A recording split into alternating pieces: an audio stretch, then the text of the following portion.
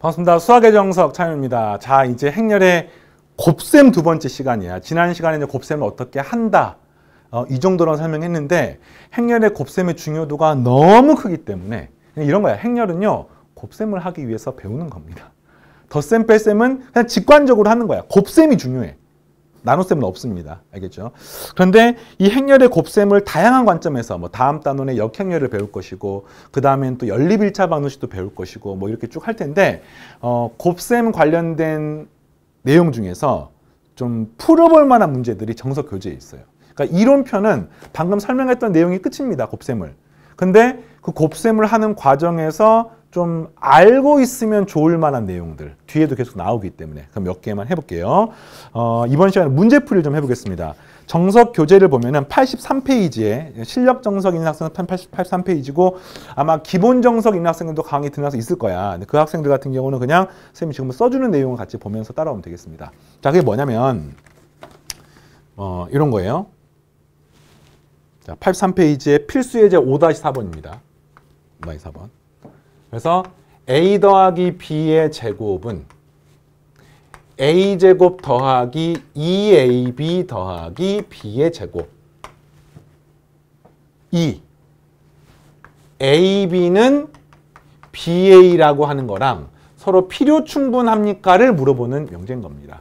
그러니까 이거는 이제 어떤 느낌인 거냐면요. 보통 우리가 곱셈 공식 같은 거를 배우잖아요. 곱셈 공식. 곱셈 공식을 뭐 중학교 때도 배우고 고1 때도 배우는데 그 곱셈 공식이 성립하는 게 당연하냐라고 하면은 행렬에서는 당연하지가 않습니다. 왜냐면은요, 얘가 a 더하기 b하고 a 더하기 b를 곱하는 건데 행렬은 뭐가 성립하지 않아요? 교환 법칙이 성립하지 않습니다. 교환 법칙이 성립한다라고 말할 수가 없는 거야. 말 조심할게요. 성립하는 것도 있으니까. 그럼 얘를 갖다가 그냥 순서대로 곱하는데 절대로 이걸 따로 쓰면 안 되고요. 그냥 다 순서를 맞춰 써야 돼요.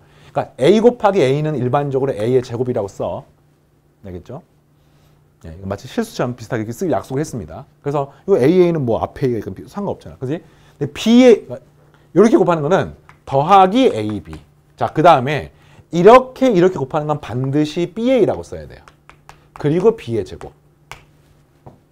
그러니까 요거는 완벽하게 얘랑 똑같습니다. 근데 문제에서 만약에 얘가 이렇게 똑같다는 말이 나오잖아. 그러면은 이거 하나가 강력한 조건인 거야. 강력한 조건인 거야. 무슨 조건인 거야? 일단 얘랑 얘를 비교하면은 얘는 똑같으니까 그냥 없애버리고요. 이거는 그냥 실수 연산처럼 해도 상관이 없어요. 얘도 그냥 없애버리고요. 그 다음에 얘 2ab가 있으니까 ab를 하나하나를 없애고 나면은 뭐가 됩니까? ab는 ba가 남기 때문에 일단 이 식이 성립하면은 얘라고 말할 수가 있습니다. 이해되겠니? 자, 그리고 얘가 성립하면은 당연하죠. 얘를 전개하게 되면 AB는 BA가 똑같다고 성립하면은 이거 두 개를 그냥 하나를 EAB로 만들 수가 있으니까 여기서 이것도 성립하기 때문에 이거는 서로 필요 충분 조건이라고 말할 수가 있는 거예요. 그러니까 한마디로 말하면 AB는 BA인지가 행렬의 곱셈의 화두 중에 하나야. 나중에 뭐 변환 이야기를 하면은 평행 이동한 다음에 대칭 이동하는 건지, 뭐 대칭 이동한 다음에 평행 이동한 건지. 같냐 다르냐 뭐 이런 거랑 비슷한 것들인데 그건 나중에 배우도록 하고. 근데 그게 얘가 성립한다는 같은 겁니다. 이걸 외우라는 뜻이 아니야. 그만큼 곱셈의 교환 법칙이 중요한 화두이다 라는 내용이고요. 그 다음에 뭐 두 번째 이런 거 있습니다. AB 전체의 제곱이, 그러니까 우리가 보통 실수 연산에서 A제곱 B제곱 이건 뭐 당연한 것처럼 보이는데 사실 그게 아니죠. 이 말의 의미는 뭡니까? AB랑 또 AB랑 곱하는 겁니다. 그러니까 이건 그냥 이거 끝이야. 이게 끝인 거야. 얘는 뭡니까? AABB. 이게 지금 똑같다는 말 똑같은 거죠. 그래서 요게 순서가 지금 바뀌어 있습니다. 순서가 바뀌어 있습니다. 순서가 바뀌었어요. 질문이 뭐냐면 그래서 이게 뭐 충분 조건이면 보여라. 말이 좀 어렵지. 필요 조건이냐 충분 조건이냐 이거 물어본 거야. 그러니까 요 명제가 AB는 BA가 이렇게 되냐 이렇게 되냐 물어보는 겁니다. 충분 조건. 우리가 이거 알고 있습니까? P면 Q이다 해서 화살표를 맞은 이 명제가 참이면은 화살표를 맞은 게 필요 조건이고 얘가 충분 조건이고 그때 범위가 이렇게 된다라고 배웠잖아. 기억납니까? 네. 이게 그러니까 성립한 거니까 뭐 충분 조건이면 보여라. 그러면은 이것이면 얘가 되는 게 성립하는지를 보이면 얘가 충분 조건이 되는 겁니다. 이해되겠습니까? 네. 그래서 얘가 성립하면은 A, B가 순서를 바꿀 수 있으니까 얘가 성립한 거야. 자, 그 다음 이제 문제에서 필요 조건이 되는지도 확인해 줘야 돼. 그러니까 왜냐면 충분 조건이 되는지를 보이라는 뜻은 필요 충분인지 아닌지를 물어본 거거든. 또 그러면은 얘가 되는지를 이렇게 확인하거나 이렇게 되는 걸 확인해야 됩니다. 자, 근데 뭐가 골치가 아프냐? 요거는 선생님이 좀 너무 현학적으로 하지 않을게요. 맞는 거는 증명을 하거나 보여주면 됩니다. 근데 명제 중에서 거짓인 것을 증명하는 거는요, 쉽지가 않습니다. 예를 들자면 1 더하기 1은 뭐 1 더하기 1은 2인 거야. 아, 너무 쉬운데 그거는. A 더하기 B의 제곱은 A제곱 더하기 B제곱 더하기 2AB인 거를 증명하세요. 보이시면 이건 보일 수 있습니다. 근데 A 더하기 B의 제곱이 A 세제곱 더하기 B의 세제곱이 아닌 거를 보여주세요 하면은 이거는 뭐 그러니까 이런 거야. 맞는 거는 증명할 수가 있는데 틀린 거는요, 거짓인 거는 증명을 할 수 있는 문제가 일부 있지만 대부분은 증명을 할 수가 없어요. 왜냐면 틀렸기 때문에. 밑도 끝도 없이 틀렸기 때문에. 그래서 그런 경우는 보통 수학적으로 발레를 드는 게 일반적인데 이게 지금 우리가 입시를 준비하고 시험을 준비하는 게 아니기 때문에 이 발레를 외운다거나 뭐 그렇게 할 수는 없어요. 근데 이제 논리적으로 이런 거예요. 논리적으로 얘가 성립하는지를 보이려면은 얘랑 얘가 똑같았을 때 반드시 A, B랑 B의 교환 법칙이 성립하는 거 딱 하나밖에 없는지를 확인해야 되는 거지. 하나밖에 없는지를. 근데 논리적으로 행렬의 특징상 아까 지난 시간에 얘기했잖아요. 행렬이 A하고 B를 곱한 게 영행렬이라고 해서 실수처럼 이게 두 개가 둘 중에 하나 영행렬이라고 하는 보장이 없거든요. 그러니까 행렬은 그냥 기본적으로 실수의 연산책이나 연산책이랑 다릅니다.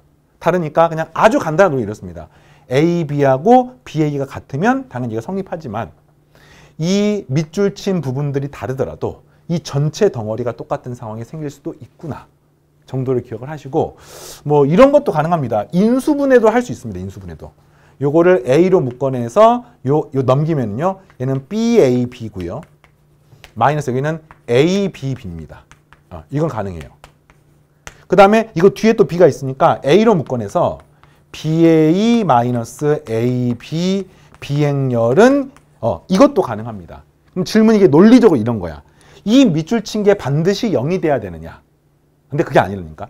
얘랑 얘랑 얘가 셋 중에 하나가 영행렬이 아니더라도 다시 말하면 AB는 BA하고 똑같은 게 아니더라도 곱한 게 영행렬이 될 수도 있습니다. 이 정도로 말하면 됩니다. 그래서 이제 발레가 나오는 거죠. 이해하겠습니까? 이 정도로만 하면은 괜찮을 것 같아요. 네. 자, 오늘 이제 곱셈에 대한 문제풀이 좀 해볼게요. 그 다음에 이런 것도 이거는 결과를 기억했으면 좋겠어요. 5-5번.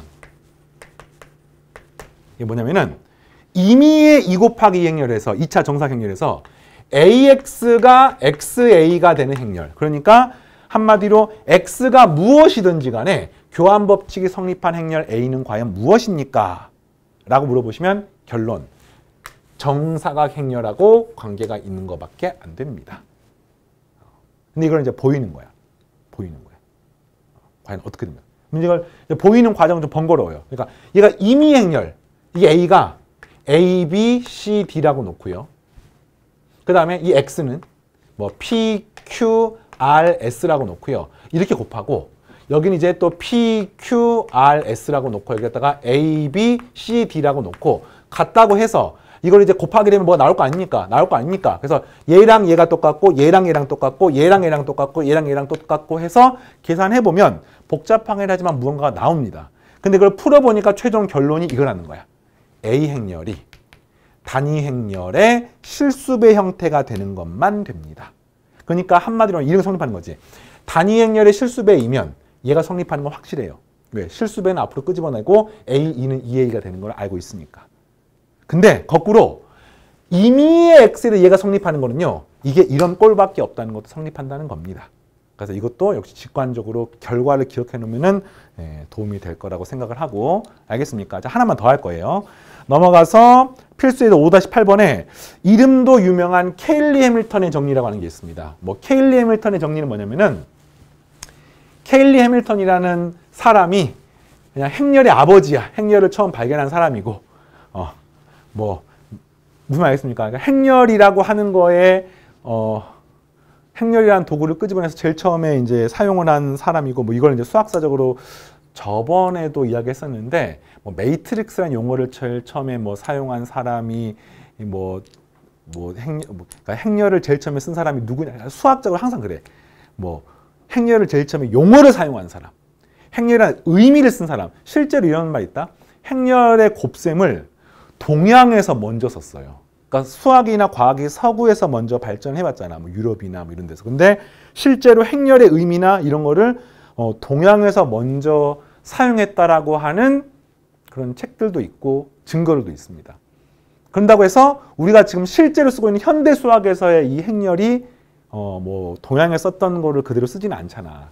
그러니까 이제 그런 거 어떤 이렇게 분분한 분쟁거리가 있는데, 어쨌든 행렬을 처음에 이제 사용한 사람이 케일리하고 해밀턴인데, 그 케일리 해밀턴 정리가 있습니다. 자, 그게 뭐냐면 2차 정상행렬에서 이거 A, B, C 다 놓을게요. 이렇게. 그러면 이게 언제나 다음에 항등식이 성립해. 다음의 식이 언제나 성립해. 그럼 그 식이 뭐냐? 그 식이 뭐냐? 일단 하나 쓸게요. 봐봐. 우선은 A제곱 한번 해볼게요. A제곱. A, B, C, D, A, B, C, D. 자, 여러분은 케일리 해밀턴의 정리를 외우는 걸 추천합니다. 추천하는데 그걸 그냥 외우는 게 아니라 증명까지 해줄게요. 자, 얘를 갖다 곱하게 되면은 이렇게 곱하니까 A제곱 더하기 BC고요. 얘를 이렇게 곱하게 되면 이 값이 AB, BD고요. 얘를 이렇게 곱하면은 AC 더하기 C의 제곱이고요. 이렇게 하면 이 값이 BC 더하기 D의 제곱이 됩니다. 이게 A제곱이야. 그 다음에 이게 A 플러스 D의 A를 써볼게요. 그러니까 A 행렬에다가 A 플러스 D를 곱하는 겁니다. 그럼 얘가 뭐가 되는 거냐면은 A 플러스 D의 A니까 얘가 A제곱 더하기 AD. 알겠죠? AB 더하기 BD. 뭐 약간 비슷하게, 그지? 약간 비슷하게. 그 다음에 AC 더하기 CD. 잠깐만요. 뭐 이상한데요? 잠깐만요. C에다가 AC 더하기 CD. A 플러스 C에 AC 더하기 CD. AC. 잠깐만요. 이렇게 잘못했네. 미안해요. AC에 CD입니다. CD. 여기 위에 있더니. CD. 그러니까 이렇게 되고, 그 다음에 이것도 만약에 이렇게 곱하게 되면 값은 AD 더하기 D의 제곱이 됩니다. 해보니까 요거랑 얘가 똑같고요. 이거랑 얘가 똑같습니다. 이해되겠습니까? 그래서 최종적으로 계산해봤더니 이게 A제곱에서 A 더하기 D의 A를 뺐더니 얘가 빵빵이 나오고, 그 다음에 여기에서 요걸 빼니까 A제곱이 사라지면서 뭐가 남니? BC-AD가 남아요. 그 다음에 이것도 마찬가지로 여기서 이걸 빼니까 D제곱은 사라지고 BC-AD가 나와서 얘가 뭐가 되는 겁니까?